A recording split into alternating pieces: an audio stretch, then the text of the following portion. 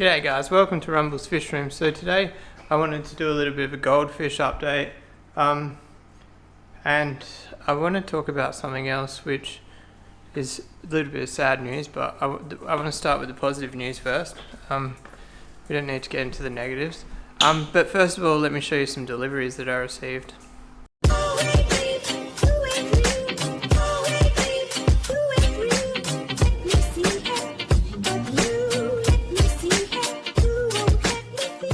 Alright guys, so check this out. So huge shout outs to my wife because she actually ordered these for me.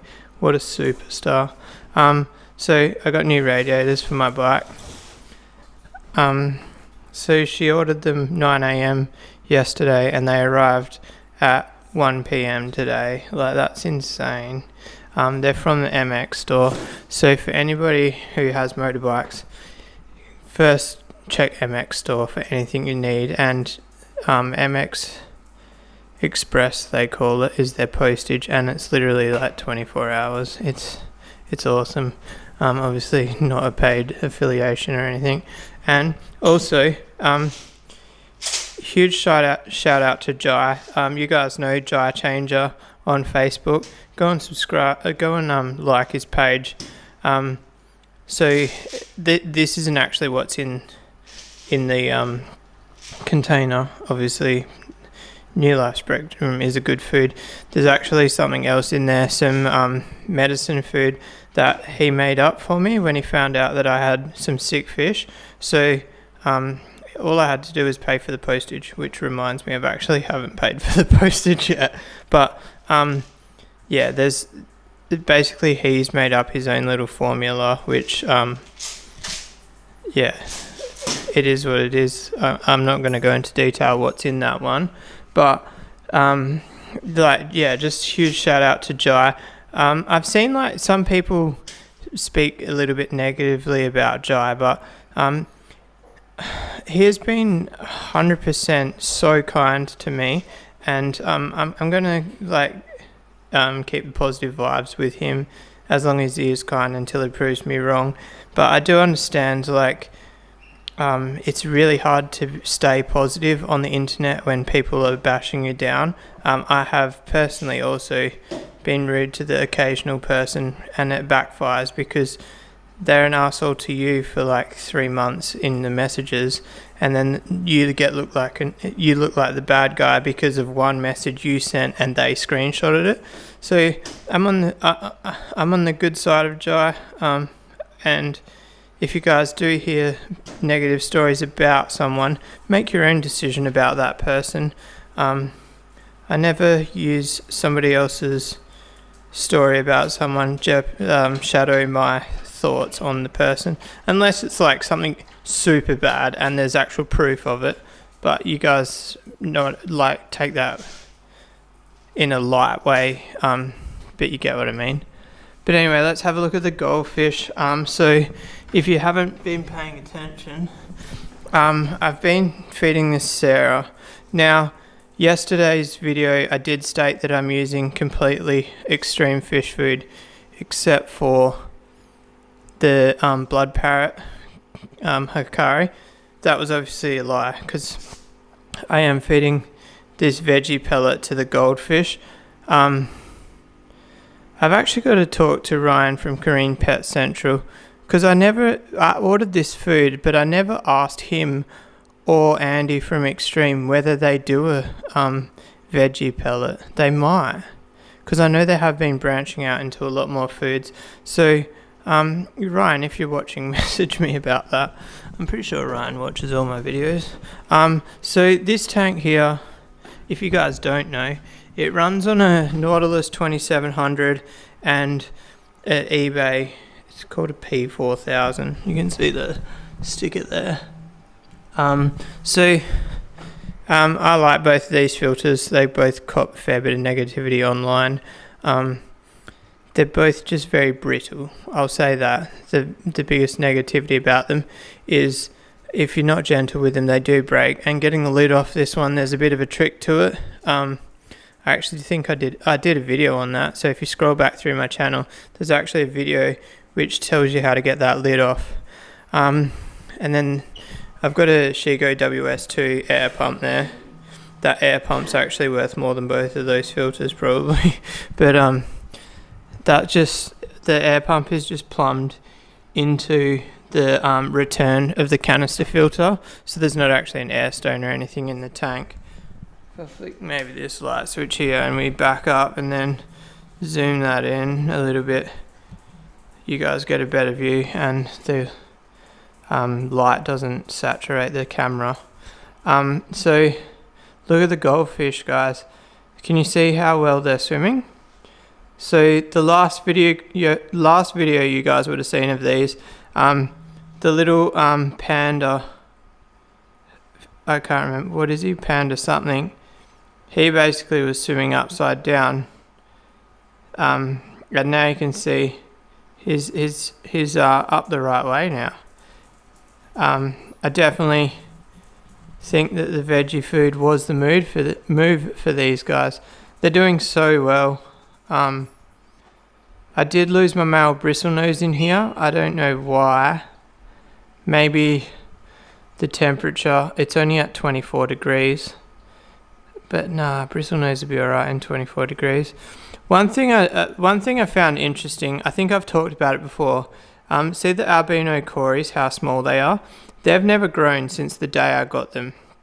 And I've actually spoke to a couple of people, and I didn't get them from Korean Pet Central. I got them from a store, which I think they might have sat in that store for a long time. I'm not going to state the store because I don't like bad-mouthing stores, but it's a store that I don't generally visit at all. It's actually the second time I've ever been there. And I bought these cories, and speaking to somebody, apparently cories stunt really easily. So when they come from the wholesalers and they sit in like a shop and they don't get fed properly, it actually stunts them. So if anybody knows, or not, if anybody in WA is breeding cories, I'd be happy to buy some privately, so that way I know that they've been grown well, if that makes sense. Because I think some like big thumper cories, like eight, how big do they get? 8 to 10 centimeters. In with the goldfish would look really cool. I kind of want like those gold lasers or whatever they're called, but I'm not really planning on spending that much money on cories. So I figured out that the goldfish don't eat that plant there. I don't know what it's called. They eat that wide leaf one, but that skinny leaf one, they don't touch it at all. So basically what I've been doing is cutting stems off and planting them. So that's like my little farm in the corner there. So I'm kind of like farming it to spread it out along the back. Eventually all of these sticks are going to be along the back wall of the tank, and I'm just trying to get more green in there. I know it's going to be kind of boring because it's going to be only one plant in there, but I don't mind that. It's kind of that like the minimalist tank. You guys know I like simple, clean stuff. So if I've just got literally one plant along the back wall, I'll be pretty happy. Oh, they haven't eaten this one either. I don't know what that's called either. So a subscriber just dropped all these plants off to me one day. He took all his plants to the aquarium shop, and these were just the ones the aquarium shop rejected. They didn't want them, so I scored them for free. So that was cool. I love it when subscribers give me shit. Even like things like a plant stem that's just like a cutting and worth nothing to them, just the fact that someone actually thinks of me, and like just I don't know, it's heartwarming to say the least. Now let's get to the negative news. So me and Guppies, we just don't get along. It is fact. So this tank here, granted it's not filtered, that is a possible reason, but I'm not going to dwell on that, because look how much guppy grass is in there. It's like 90% guppy grass, 10% water. So I think there should be a fair bit of oxygen and filtration from the guppy grass. I've been doing like 20% water change once a week, and it's got a heater in it. But there's only 2 guppies left. I think I had 6, and then I culled 1, and then the person I got them off gave me 2 more, and I think so. Like, there's 2 males in there now. When he gave me 2 more, I think that's the 2 males that are in there now. It was male heavy. I think there was only 2 girls, and it looks like, I'm guessing they've just fought to the death. I don't know.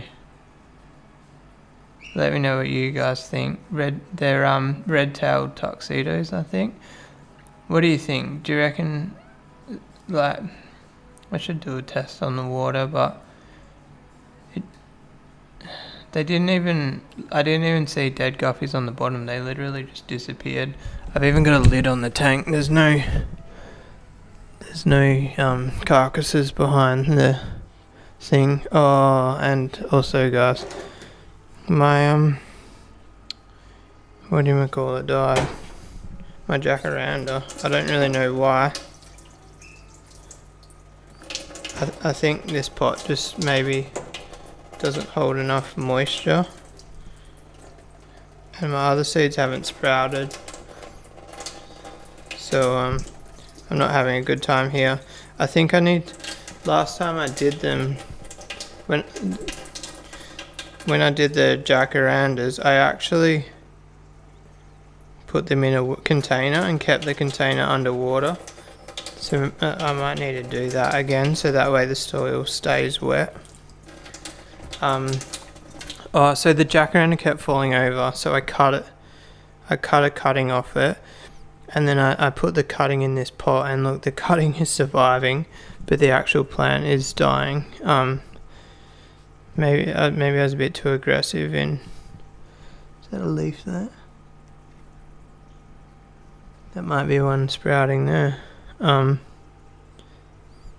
low-key thinking about just buying some bonsais. Not necessarily buying big ones, just buying some that are established, because yeah, that's disappointing. And I've seeded jacarandas before, and the same thing happened. They died when they were about 3 months old, so I'm doing something wrong. But yeah, so on the there's 3 guppies still in there. They're all males, but there's only males in there, so I'm guessing the 3 males killed all the girls. They're definitely all males. So yeah, like, for anybody who doesn't know, I got about a year ago, I got I can't remember what they were, like the blood red guppies, and I got tuxedo white guppies, and they were in separate tanks, and I bought them from 2 different people, completely unlinked, both filtered and heated, and I actually lost both groups. The red ones got like these little warts and died within like the first week of me getting them, and the whites, the male, I only had a trio of them, I think. No, it was 6, I think. But anyway, the white ones, I ended up with 1 male. So I don't know, a guppy's more aggressive than I actually knew. For anybody who doesn't know, I've never really kept guppies before. It was kind of like a new thing for me. I find that a bit crazy, guys. Like, I breed flower horns as a hobby. Like, I can't even keep guppies alive. And like, to me it seems like aggression, because except for the red ones grew these little warts on them, and the person I got them off scooped them out of a pond outside in the middle of winter, and I brought them into warm tanks. So that could have been some of the, like, could have flared up an existing parasite that was in their bloodstream. But so the white ones, I ended up with 1 male left in the tank. Now the red tuxedos, I've ended up with 3 males left in the tank. Is that aggression? That's got to be aggression, hey guys. Like, what else could it be? That tank, There's no way it should... It's not water quality because look how much guppy grass is in there. It's probably like one of my cleanest tanks really. And how little food goes in there and stuff. It could be oxygen, but I'm leaning towards aggression. Let me know what you think in the comments. If you guys do think it might be a lack of oxygen, maybe I'll put a sponge filter in there and then I'll get some more guppies. At this stage I'm just thinking about doing a mixed male tank because there's 3 males in there. Let me know what you guys think. I'm going to wrap it up there. Sorry to end on a negative note, but I don't know, I'm kind of interested in your experiences because I'm a cichlid person. Like, I'm just stumped on what's happening with all these guppies. Like 3rd time in a row that I've lost them. But anyway, if you like this video, give it a thumbs up. That's not a thumb, that's a thumb. If you want to subscribe and go in the chance to win a $200 Amazon gift card, we're about 230 subscribers away from that draw. So just hit that little red button and I'll see you guys tomorrow. Peace out.